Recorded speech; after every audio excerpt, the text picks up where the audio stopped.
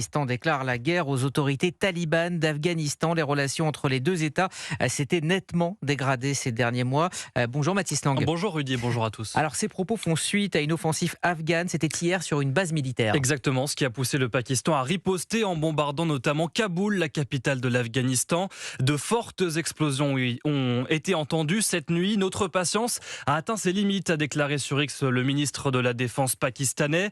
Tôt ce matin, des survols d'avions de chasse ont été constatés autour de la ville de Shaman, à proximité immédiate de la frontière. Dans le ciel également, des éclairs lumineux, probablement des tirs d'obus. Une guerre résultat de plusieurs années de tensions, rappelle Lina Murnemé, historienne spécialiste du Pakistan. Ces tensions remontent en fait à l'année 2007, quand le Pakistan a fait la guerre à Al-Qaïda et il les a largement décimées. Elles se sont ravivées depuis l'arrivée des talibans au pouvoir. Leur retour, c'était en 2021. Depuis, le Pakistan accuse les autorités afghanes d'abriter des militants armés qui lancent des attaques sur le territoire pakistanais, ce que nie Kaboul. Ce pic inédit des tensions sera en tout cas très surveillé sur la scène internationale, d'autant que le Pakistan dispose de l'arme nucléaire. Aujourd'hui, Pékin demande un cessez-le-feu. Londres appelle à la désescalade. Merci Mathis Lang.